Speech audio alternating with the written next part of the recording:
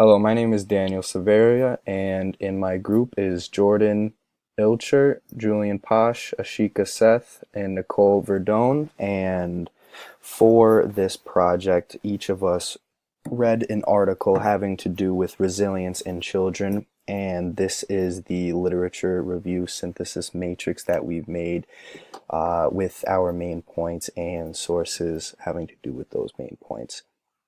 So, our three main points uh, mostly have to do with the treatment aspect, going over mentors and guardians, community involvement, and then for the issues of the toxicity of the environments for the children, we wanted to focus on home issues as the main issue.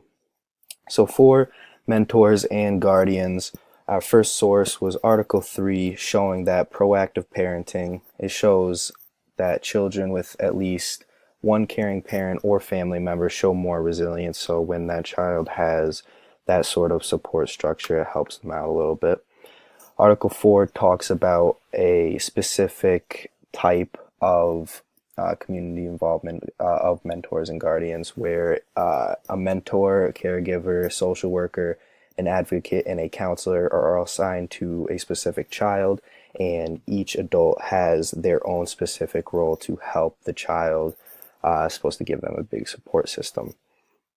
In Article 5, it talks about Anna Freed, the volume War and Children, and it talks about how the children rarely showed traumatic shock when a parent was present, and also that caregivers' reactions were important for children reactions.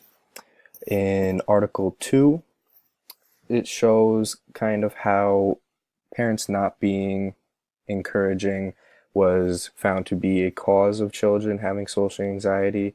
It also says that they also, parents being overprotective and having social anxiety normally makes children more likely to get social anxiety. So that's a type of negative guardianship of a parent. For community involvement, this Article 3 mostly shows how influences by the community, friends, and family helps higher the self-esteem, and community support makes children ask for help more often. So most children who need to be resilient or are expecting to be resilient, they shy away from community involvement, but once they see that it helps them, they go back to it more and more.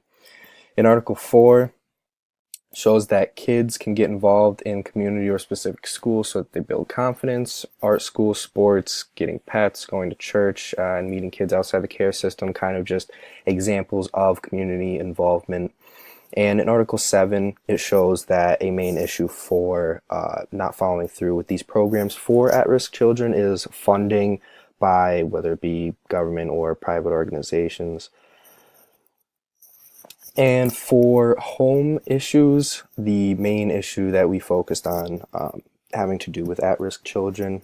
In Article 4, it shows a four-step plan, and part of the four-step plan is protection. Care system will protect each child based on different backgrounds, helps them from being abused or in danger, gives them compensation such as healthcare or therapeutic support to help reduce stress because of post-trauma. So children with home issues facing abuse, they can be compensated for their issues. In Article 3, it shows a specific case of a 14-year-old Swiss girl who has very obvious bad home issues, caring for her alcoholic father, raising all of her siblings, and her mother being non-existent because she was mentally ill.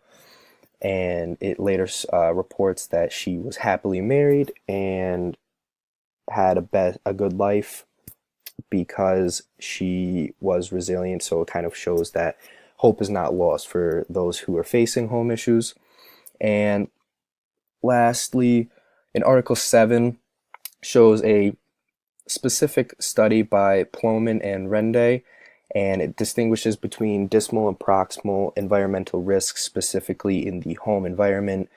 Talks about how an abusive parent would be a proximal risk because it directly affects the child, where parental lack of education would be a distal risk. Proximal risk is direct, distal is kind of more indirect, and lack of education would be a distal risk because it affects the type of income that the parents bring in, the types of reading material around the child, and the amount of reading material, the kind of reading material, and in return, it affects the child because it does not provide a good system of education inside the home, which could negatively affect the child. So thank you for listening to this synthesis matrix that my group has made.